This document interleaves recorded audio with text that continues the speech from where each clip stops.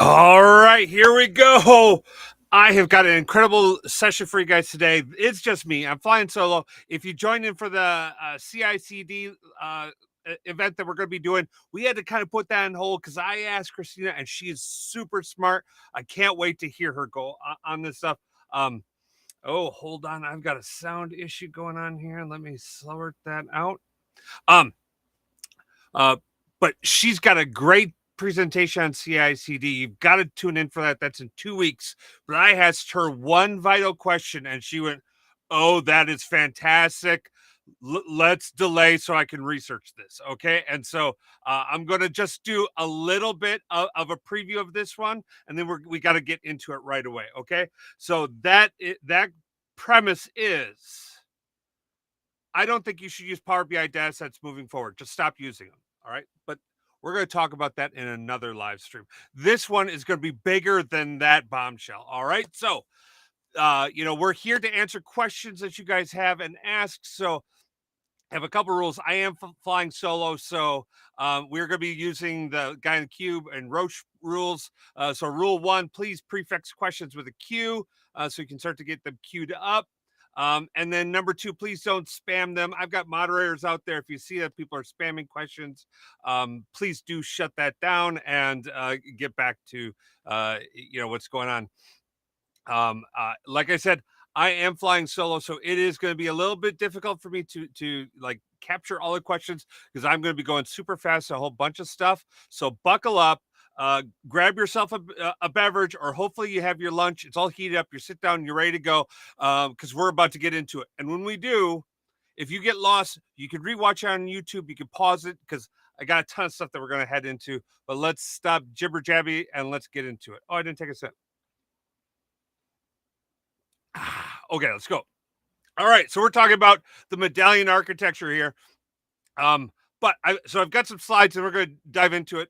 We may do more slides than I'd necessarily like to, but there's a lot to cover in here. Okay, as we talk about the pattern that is the medallion architecture and how we work with data, it's important, I believe, to separate out the tools we use to build that and the pattern that we're building. Okay, so in this case, when I'm talking about what tools we're talking about, when we talk about fabric is just a huge collection of data tools that are basically here to provide data engineers, data analysts, and data scientists a way to interact with our solutions, build them out, and to kind of do anything that you need to do inside of the data space. So we're going to change this up a bit. Okay. Now, these tools appeal to both your citizen devs as well as your pro dev consumers. Okay. So be aware that, sometimes we'll be talking about something and you may think, holy cow, that's super, like, well, that's way too easy. It doesn't give me all the bells and whistles I need. Okay, that's fine. There's pro dev ways of interacting with all of these tools. Okay. So, and vice versa. If you're thinking, holy cow, look at that, I can't do that, that's too much, don't that's not for you then. Like that's just a different tool that you need to have, right?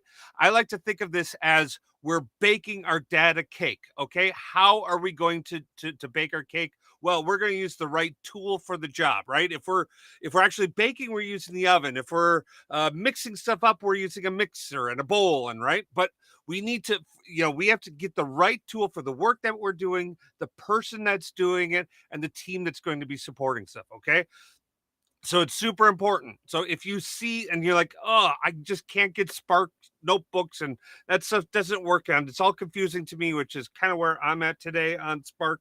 Because but whatever. A totally different thing.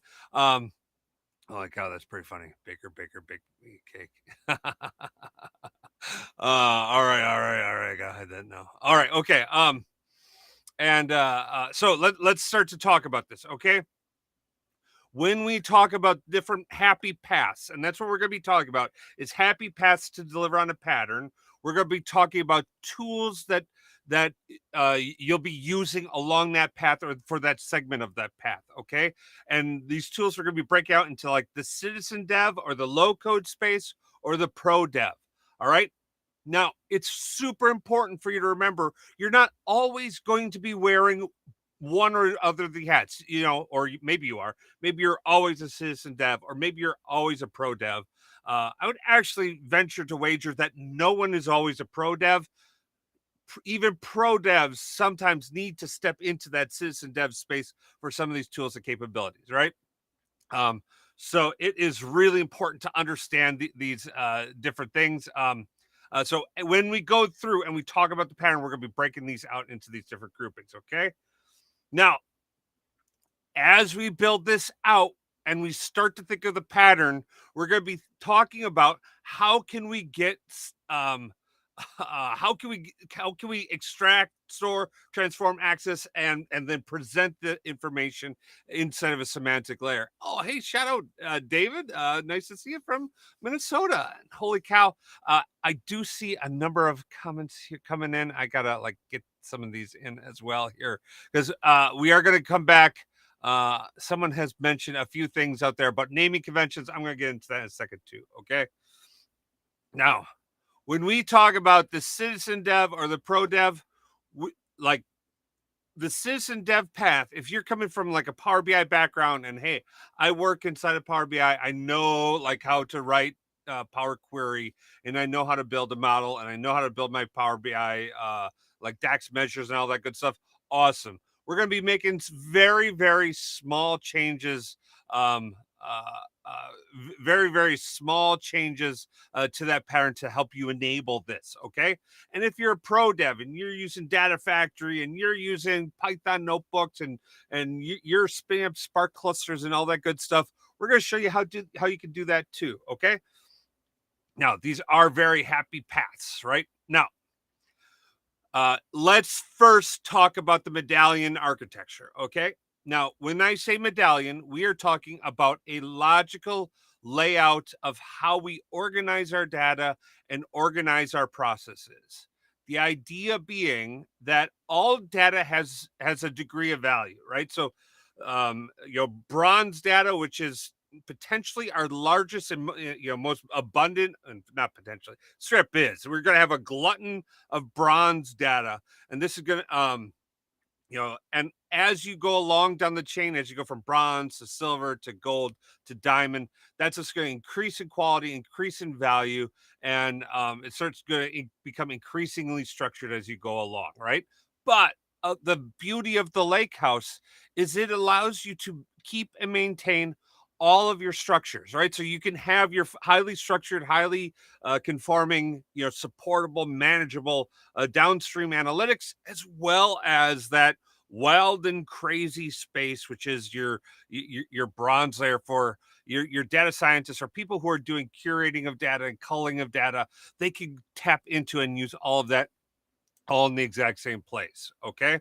Now, for those of you who just joined and you're like, you know what, this is only 10 minutes in, it's already, too long. I want to be done with this. Please don't tune out. But here's a brief intro into this stuff. Okay. So we are talking about bronze, which is going to be your raw data. So just the raw, stuff that you pull in. Silver is your trusted data, right? Like bronze can be all wonky. Silver is your foundational stuff that we start with when it comes to working with data, when it comes to trusting it, knowing that's available, right?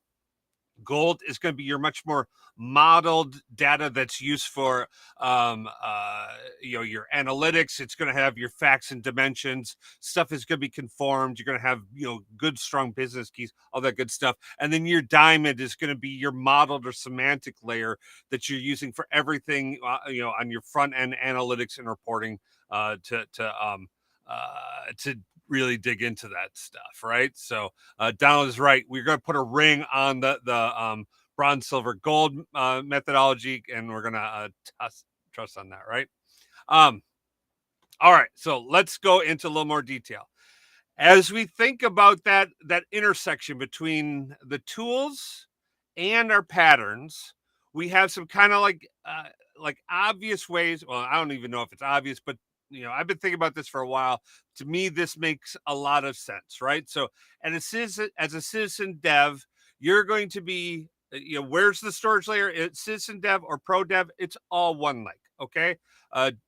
One lake is the uh, is the same thing as OneDrive is. One lake is for data. That is OneDrive is for personal productivity files, right? So storage is the same regardless. Okay. Now, if you're going down the citizen dev route, you're going to be using Power Query, which is what you're already doing inside of data flows. That's something that's already out there.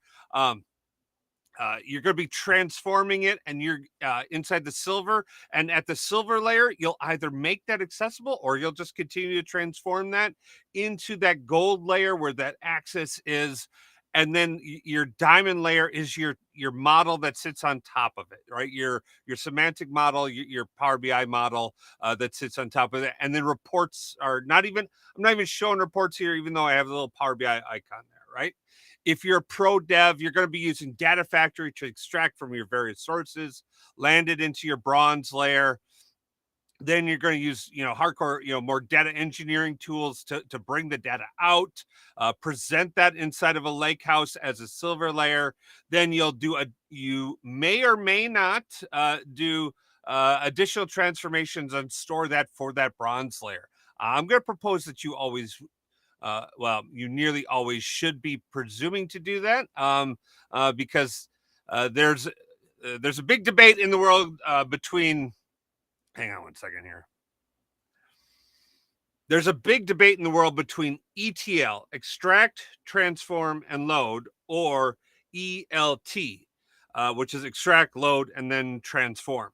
The idea in the ELT is that, you don't have to actually persist the transformations.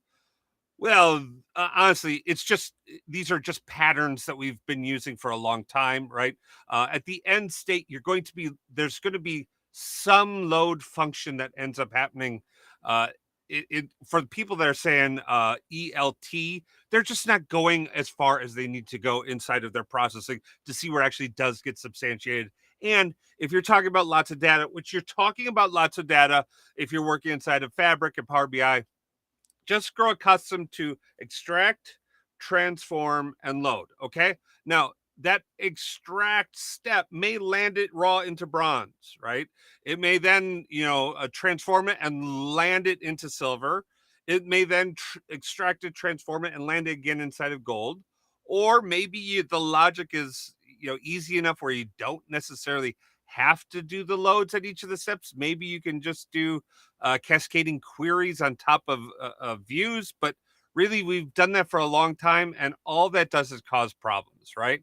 Um, all right, we do have a good analogy here. I want to bring this out: bronze, raw hamburger; silver, cooked burger; gold, burger garnished and served up. Oh, I like that. That's good. Enterprise AR, good one.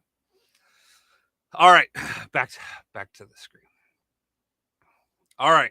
So let's keep going. Let's talk about what is it that we're talking about at that raw layer, right? And again, like, for some people know all this stuff, and hey, honestly, 3 cheers for you if you know all this stuff. Great. Please, in the comments, both on LinkedIn and on YouTube, like, help people out who have questions. And if you have questions, post those in the comment for a queue. Okay.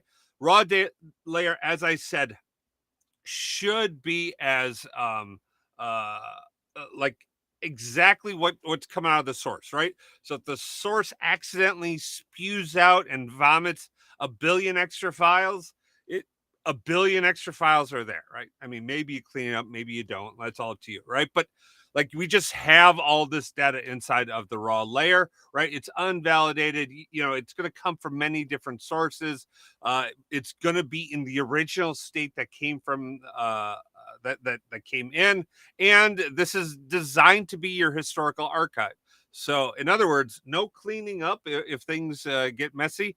The only real reason to do that is for just for management purposes, or cost. But honestly, the great thing about Fabric is we've separated out our cost of compute and storage. So once you kind of have something out there storage wise, it is not very expensive. And I apologize to Mim who thinks it is, but it's not expensive compared to the time it takes to manage this stuff. Okay. Um, but that's our bronze space. Okay.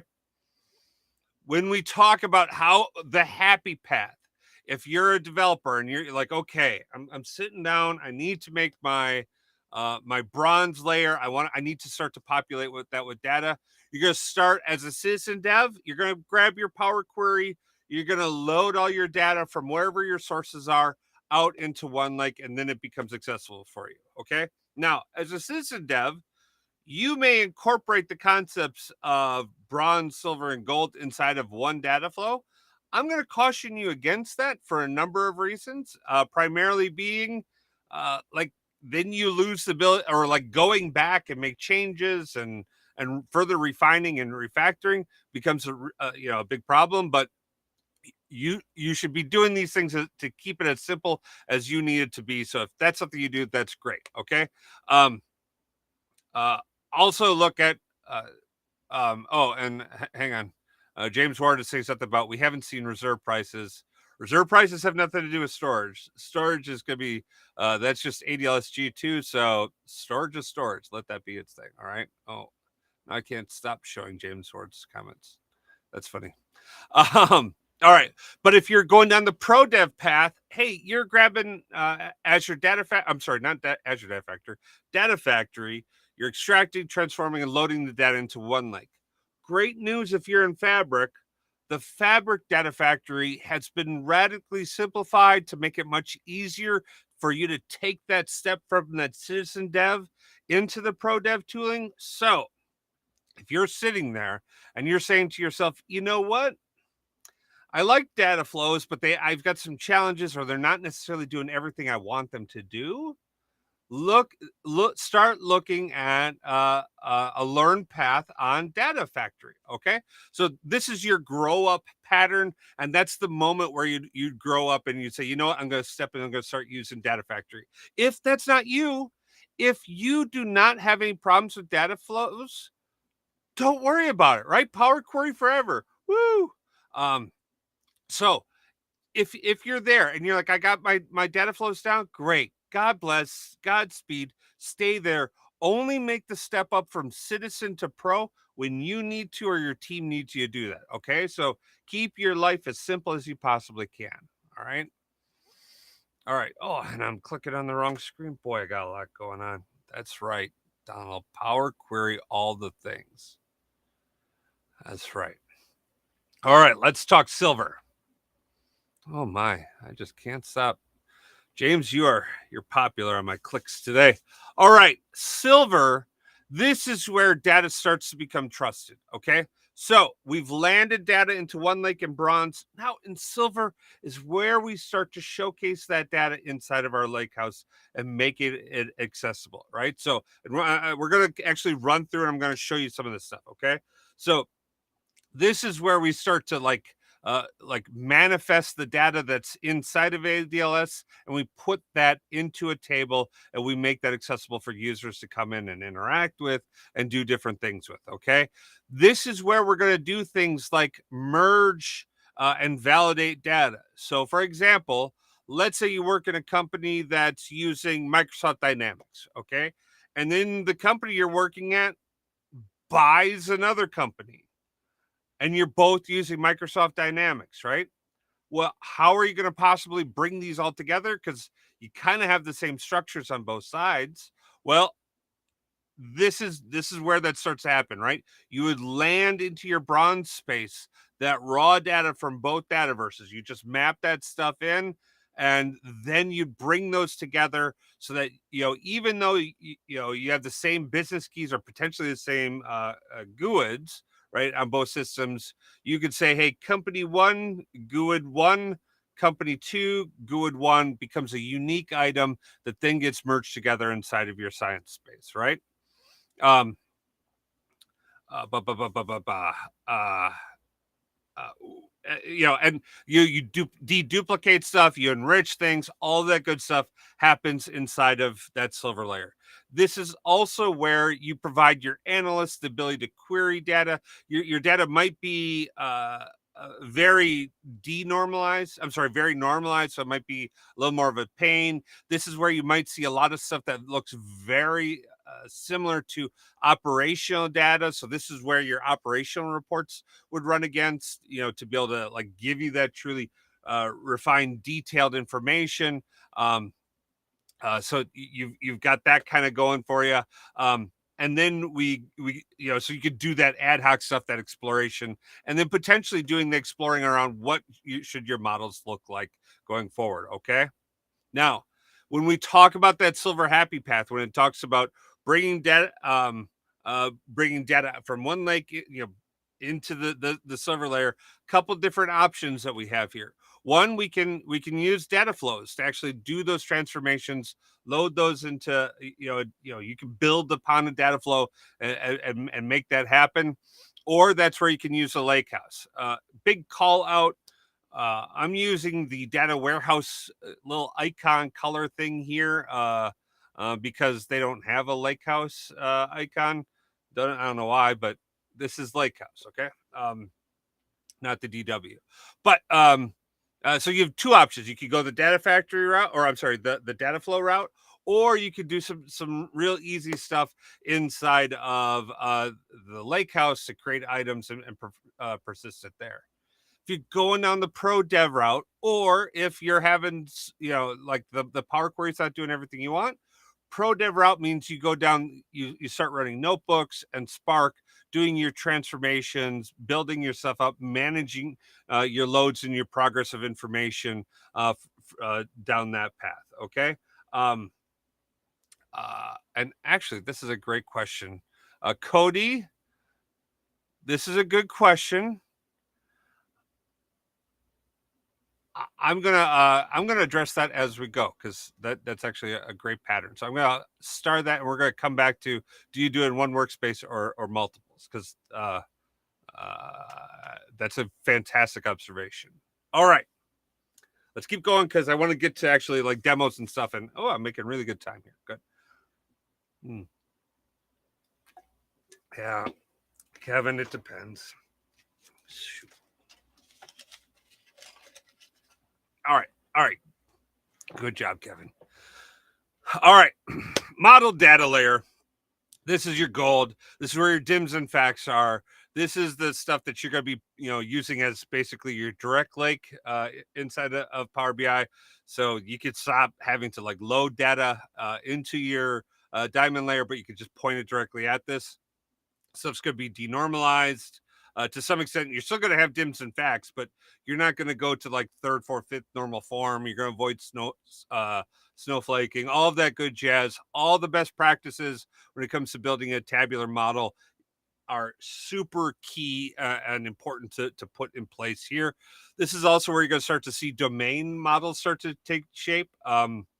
So you may have one silver platform that is broadly available and out there. But but in your gold, you might have different domains that are available for people to use and consume. This also really does fit into the domain model. So you may have like put yourself in the position of like HR, right? So if you have human resources stuff, the stuff that's coming into bronze and silver and gold may include lots of stuff that you need to really secure and lock down. Think payroll information, think HR violations, think all sorts of stuff, right? Medical information, right? All sorts of stuff gets into that. But this is one of the key places where you might see more of it than others, right? So if you think a big organization where security is important, but not you're not crazy, like you don't have federal or global regulations that dictate your security patterns. So you might have a broad open silver, and then domain spaces just for management of that gold layer.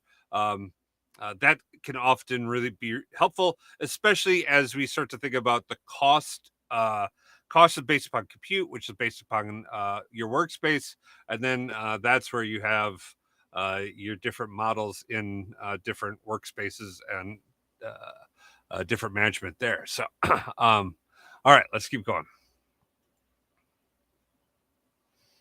All right, gold citizen happy paths here again.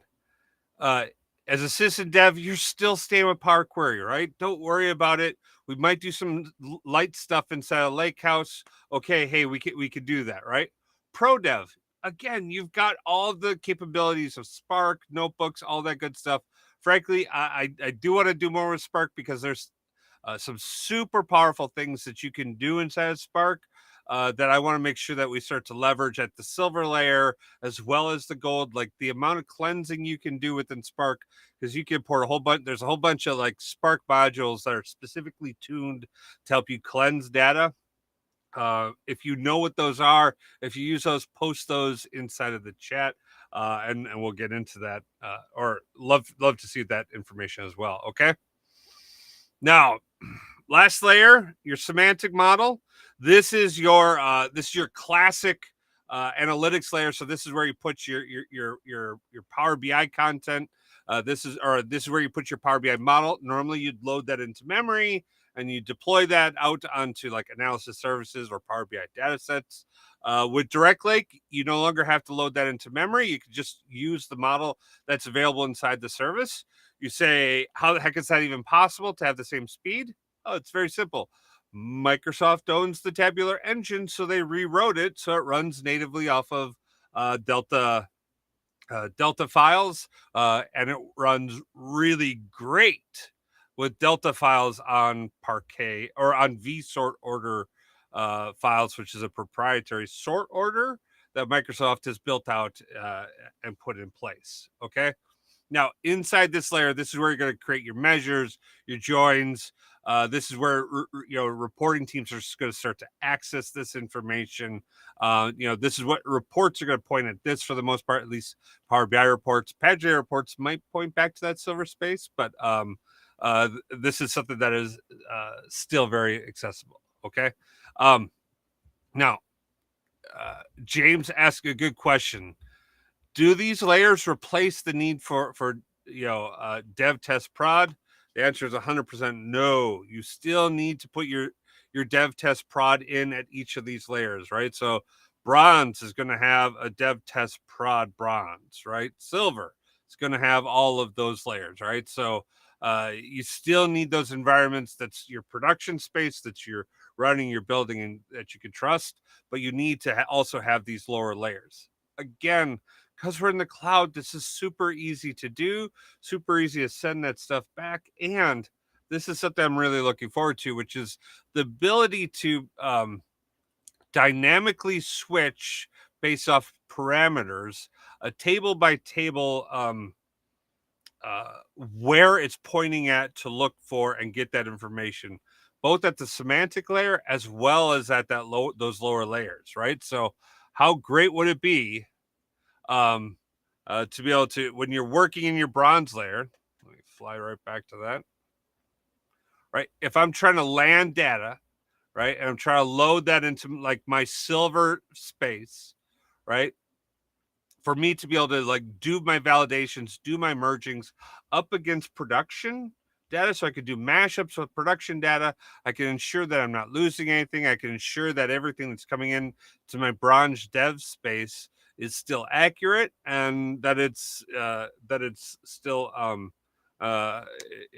what I'm building out is going to work, and I don't have to worry about copying data from production down to those lower environments if I don't need to, right? So if I could just do that with dynamic links, by creating that shared link, sending that down, and then having a parameter switch, oh, that's going to make things so much easier. So very excited about that stuff, right? And yeah, Kevin is also agreeing that um, everything needs to really go through an SDLC so that it gets deployed and managed appropriately. So awesome. All right, one other thing. Yeah, and the happy path for this citizen layer, it's the same either way, right? So if you're working inside of uh, a pro or citizen dev, you're going to be working with Power BI data sets that run direct. Well, mostly we'll do Direct Lake back against the service. You might have some import needs, especially if you're talking like really large data sets, bringing that in and working with it. That's something that's out there. Now, where you build and how you build your Power BI models will still kind of depend. There's three kind of situations. Power BI models today, if you're going to be using Direct Lake, you have to work inside the service. There's no way to work with an XML endpoint today, so you're just stuck working the service. That's not forever. It's not for long. Um, once we get out, then we'll be able to use Tabular Editor 3 as a pro dev to be able to build and manage our models. We'll be able to do that. Additionally, there's going to be enhancements coming to Power BI Desktop. I presume, I'm sure there are, that will allow you to use and build and manage direct link models inside of Power BI Desktop. So there's going to be kind of three different ways you would build the models, but all kind of the same model. uh, in essence the same technology. It's just slightly different, kind of depending upon your system. Okay, enough of that noise. Let's go over to our system. Okay, so um, apologies. I accidentally, in cleaning up and preparing for today's demo, blew away everything that I had built out as a demo for this. But this, so I'm gonna first. I'm gonna address Cody's specific question about should everything in your Medallion architecture be put in one workspace, or should or each Medallion have its own workspace? Okay, so that's a fantastic question. I think architecturally speaking, as you lay stuff out, the solution will depend. Solution will depend upon who's building and how large the audience is for that solution. If you're talking about a large enterprise, I would 100% look at having a workspace for each of the layers and potentially for each of the domains, right? If we're talking about someone who's doing something for a team, and like the prime target for Fabric today, which is like teams who are looking to build and do more inside of Power BI, or I'm sorry, inside of Fabric, so that they can, as a team, they can build and manage some of the stuff, take advantage of a Lakehouse. In those situations, for a team or individual, I would say put it all in one workspace to make things easy. The decision point, I think, is really going to be upon when you need to separate out how you want to manage your compute. Okay.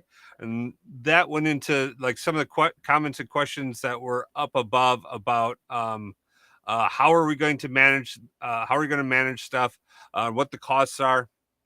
If you are um, if you're working in a team or in a company that said, you know what, we don't want to be spinning up and spinning down stuff, we're going to buy a block of compute that we're going to get reserve pricing on, and this is the capacity you have. You don't get any more of this until you make a case to get another block of compute. Then maybe it makes sense to put them all inside of one workspace. It would still probably separate things out based upon data engineering, analytics, and data science, but it's really going to start to get into like some very specific situations. Okay, so I have already kind of jumped the gun, so I've created a workspace, and let me actually go in and make sure that we go into settings and I point a few things out. So you do need to make sure that inside your premium workspace that you've got set up either using a trial, or you need to have a premium capacity, and the premium capacity has to have all the Trident stuff turned on. Okay. A quick show that because some people might not have that. Admin portal, premium capacities. So Fabric. So first thing, Fabric preview has to be either turned on for the entire organization, or you need to be in a specific list of people to test it out and try it. You know, now, unless you're in a small company, you don't have a lot of people, working inside the space. Having it on right now for everyone, I think might cause some kind of challenges. So I would probably say, hey, best case is like turn it on for or turn on for a very specific security group. get in there, test it, make sure you understand how this works, what works, what doesn't, that type of thing, right? So you could turn it on here, or, and this is also another thing, capacity. You can go in and on an individual capacity. Where'd it go?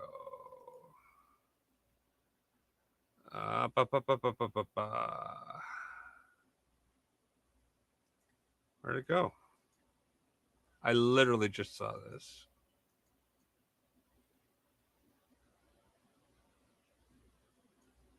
Okay. You could turn it on at the capacity level too. Oh, I might have turned off the individual sharing. Did I turn that off by accident? So you could turn on the ability for individual capacities to uh, so, this is a good one. Some people do enjoy chaos. Uh, I get it. I'm all about chaos. I'm just tossing out there. Not everyone is as tolerant as I am when it comes to chaos. Um, so you can control that as well through here, but you're not here to test that out. That's a whole different video. So let's go back into my workspace. First thing I'm going to do is I'm going to create a lake house. Okay, lake houses are very easy to create. It's new. Lake house, like literally, if I click this button, we'll just have a lake house. Okay, I've already done that. I've created my live lake house. I'm going to go into this. I'm going to start to show this to you. Now, here's something I want you to know that I do, because I like to have my different hats that I put on. I like to manage them like at different times, right? Like I want to be like, okay, I'm putting on my data engineering hat, or I'm putting on my data analyst hat, right? And I want to be very specific about the different functions. So I organize my work as follows. So this is, let me cheat a little bit here. Um, this is kind of what it looks like when you load up your lake house. So when you first create your lake house, what's going to do is it's also going to create a SQL endpoint and a oh, I'm jumping, spoiling things. A SQL endpoint as well as a data model. I like to open up those tabs so that as I'm working, I put on my different hats. So like, okay, I'm doing my lake house work, then I'm doing my like data engineering, data modeling work, and then I'm doing my data modeling work. Okay, so now this is a question someone asked about, like, hey, where am I going to put my bronze, silver data? Right. So bronze is going to really be your yeah, I don't have the AI video thing with this streaming service, unfortunately, but so you have a couple different options. If you're working inside of one workspace, you can create uh, inside of your files different folders that you can start to manage your content from. Okay, so I've got my files. I've created folders for bronze, silver, and gold. Now in bronze, I'm going to have a folder for each of my source systems that I'm going to be pulling information from. Right, so I've got a folder here for AdventureWorks. I might want to do a new subfolder for, let's say, Dynamics, right? Or I might have a new subfolder for, let's say, SAP, right? Right now, these are going to be the target spaces that all of my information from these various sources are going to come into in my bronze space. Okay, so it's files, bronze, and then the source system. What this does is it gives me a navigation hierarchy that I can start to implement. And when one lake is fully implemented and available, now I have folders and file structures that I can assign security groups to, right? So I could say, okay, this security group has access to all of bronze. This has access to AdventureWorks. This is dynamic. This is SAP. Someone name an HR system.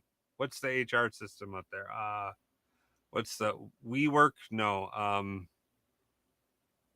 Workday. Right. So I can manage all of the folders inside of my bronze so that they can go out and they can get information available. Okay. Now, silver and gold is when I can start to put things into different buckets. And now This is a path that's starting to branch into my pro dev process. Okay. I want to call this out.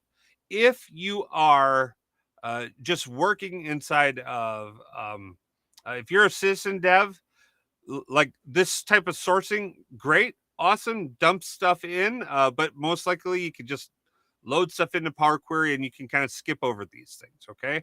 I'd highly recommend you start to look at these things because like looping in a table, honestly, creating all these files, updating all these files, and getting them into my file structure was something I was able to like script out with Excel and like a few queries. In less than 10 minutes, I was able to create all these files into a folder, and now I can run that process to recreate these files on a regular basis, and blah blah blah. Then it's available, right? Available for me to consume. So super easy, super powerful. Okay. Now, as I start to look at my silver and gold, I'm going down that pro dev path. This is where we might want to do something along the lines of adding in some, like, because this kind of starts to take place of like schemas, right? So when we get into this layer, I might create new subfolders based upon my different domains. So I might have HR. I might have a new subfolder. I might have sales. I might have, and this is probably a real important one. This is global, right? So this would be like your global silver layer, which is everything that, like, you know what? If you work in the company, you can have access to it, right? Like there's nothing there that's going to be a concern.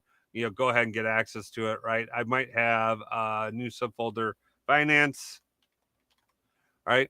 Again, as I build this out and I get my silver layer in place, I'm going to be able to go in and create these different items and distribute them and secure them with different AD groups all the way down. Okay. And then the same thing would be true within the gold. So I could have these different items. I could create my same things, probably finance, subfold global, right? HR,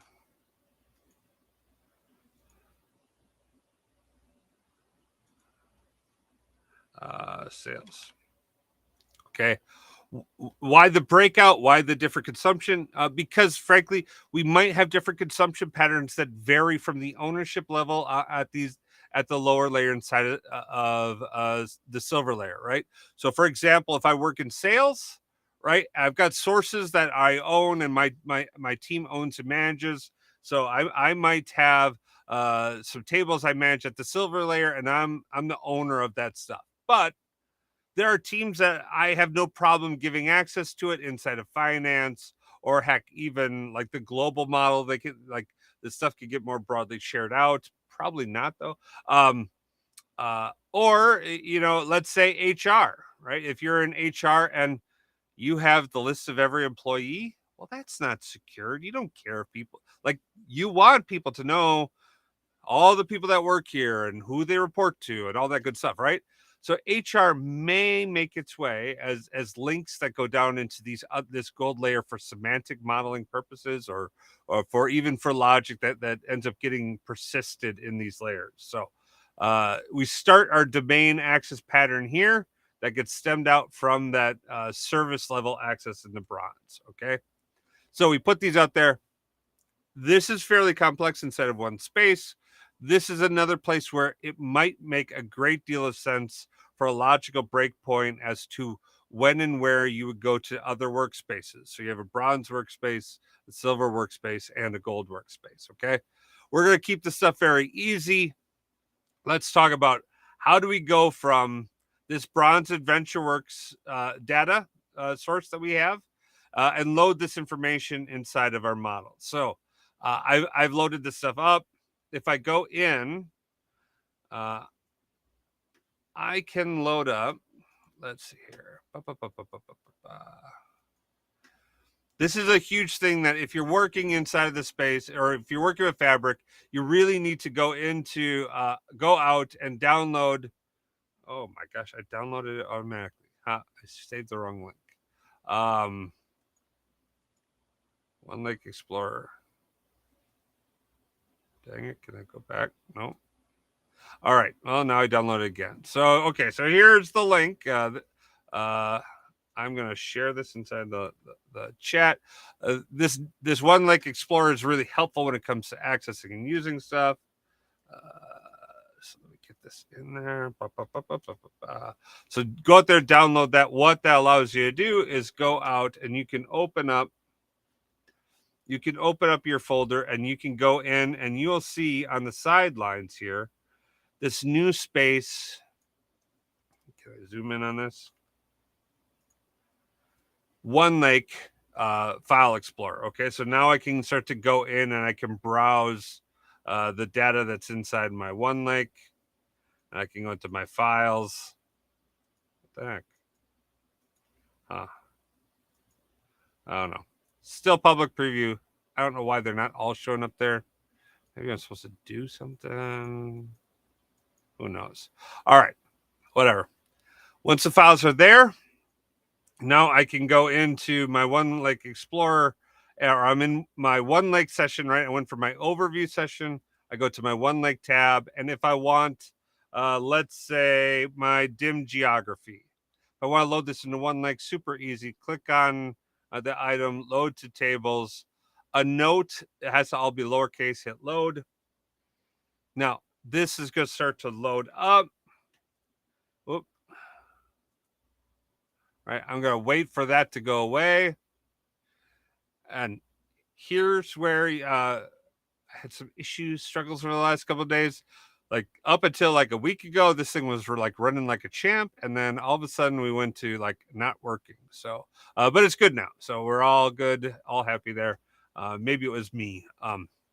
Okay, I've added that into my model. Now, here's something that becomes easy. Like if you're like a data engineer type guy, you can go in and you can start to do all sorts of great stuff when it comes to querying and working with the data.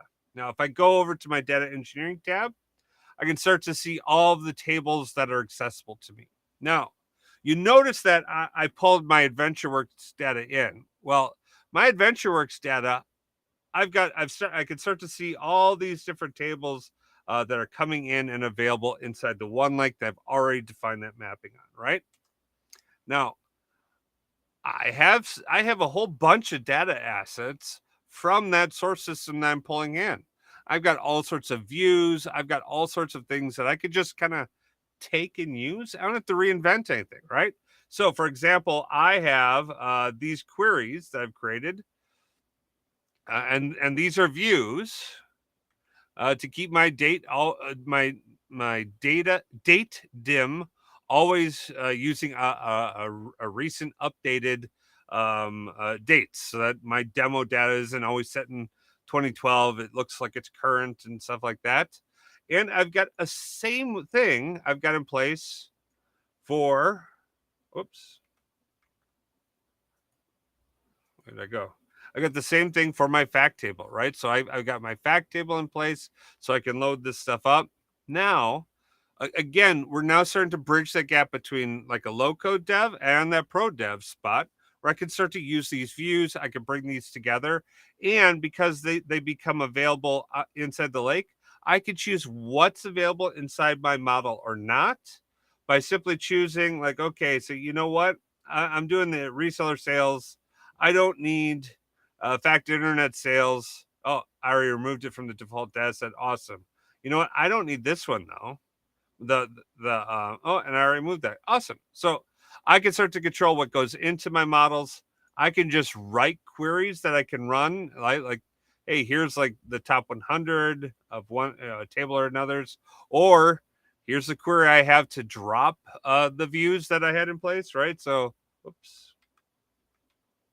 Well, that's interesting. Why did it do that? All right, so I could drop that and recreate it if I'm having some issues, and I can go in and I can modify all that good stuff, right?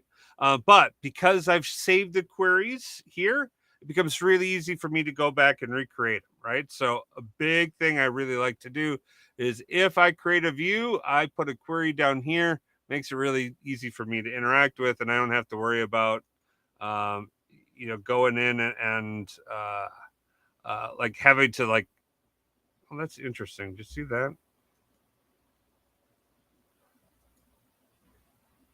Oh, it's run the query, right? So, um, the create statement, all that good stuff, right? Like I could go and I can manage this stuff by having just these views, or I can just run the query, right, and see what's going on, tinker with it, try different things. Okay, now we're running. Dang it, we're running a little late on time. Now I can go into my model, and here's where I could start to define all the things I'm looking to work with. Because I was using that view, you can see, scroll in, I'm now able to go in and use my model and use those items inside my model.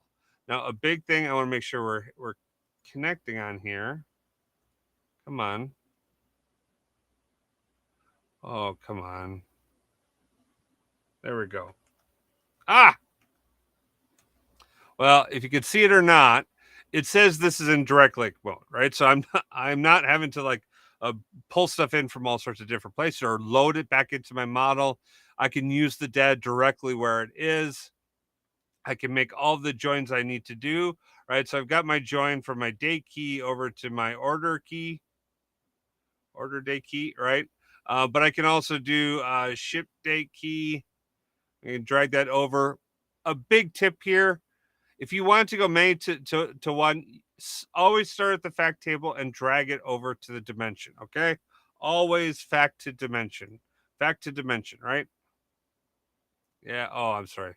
And because I'm doing multiple joins, this one has to be in there, not active, right? And then I can go through, and now that I've got these pieces in place, I can even go in and create a report on this. So this, where's my report, right? So I could just go over to reporting. I could say new report.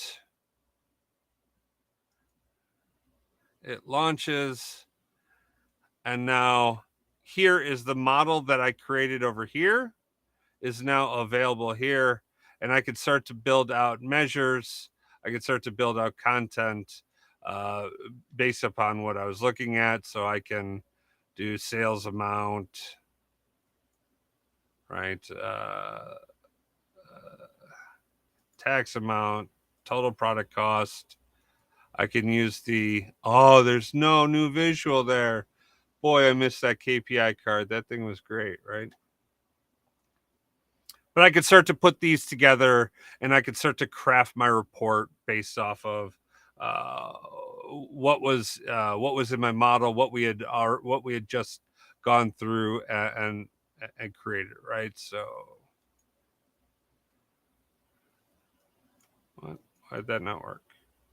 Ah, all right. So apparently I've got some hash join issues I'm going to have to go back and take care of. That's what you get for doing a live demo and stuff. But hey, dims the brakes. I wonder if I tried my dim product. Maybe that would work. English product name. There we go. All right. So that one worked. The other one, a little bit of an issue on. But hey, you know what?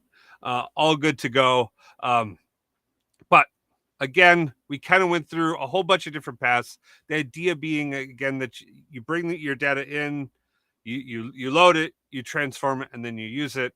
Kind of skip some of those because you know what? For the purpose of this demo, I could kind of skip over it. But I just want to make sure that those concepts made sense to you. So if you guys have questions, need more information, post those into the comments or links down below.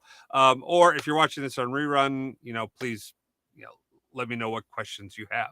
All right. I'm really looking forward to. I understand this is coming up very soon, which is the ability to use XMLA endpoints to edit and modify this data set because frankly, this is like an enterprise data set that I want to test out. And I've got hundreds of measures and joins, and I'm really looking to bring that in. But that can't happen until I get that other piece in place. So, all right. Let's see here. Where am I at? Okay. Thank you guys so very much. Who the heck do I have coming up next week? I've got someone next week. I've got Bullet. Hang on. Last time I did this, I got it wrong. Yes, Belinda Allen. If you don't know Belinda, she's absolutely fabulous. In fact, I show this. Belinda and I are going to be talking next week. We're going to be going over here. Let me pull it up. We're going to be going over the adoption strategies that are successful in Power BI and how we can use the adoption strategies in Power BI to make Fabric adoption easier.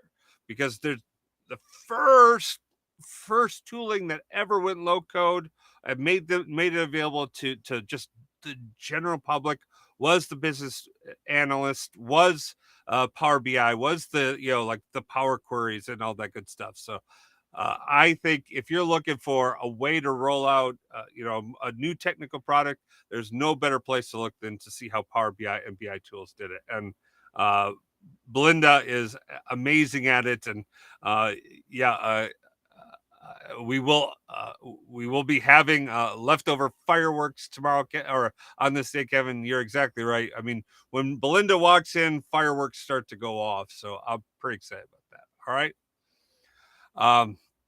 And with that, boy, I went fast on this stuff, so actually I'm pretty happy about that.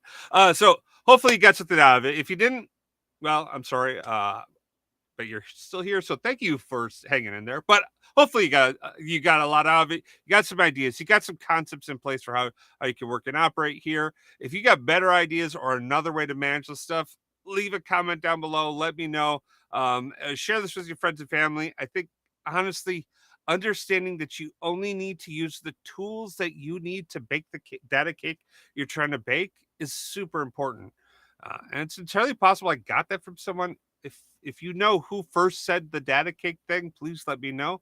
That would be great. And yes, Kevin is spot on. I even have a graphic for that one. Fabric Fridays, 7:30 a.m. to 8:30. We're going to be doing deep dives into more technical stuff on all this, going into all of it. So please join Kevin and myself as we get into that. And the Power Mates run last week, they had some incredible ways of using Power Automate and Power Apps to integrate with Fabric too. So do check that out as well. But with that, I think I am done. You guys have a fabulous day. I thank you for spending time with me. Peace. Baker Tilly Digital combines strategic industry insight and advanced technical expertise to uncover and solve your digital transformation challenges. If you're interested in learning more, check out our website at bakertilly.com/digital.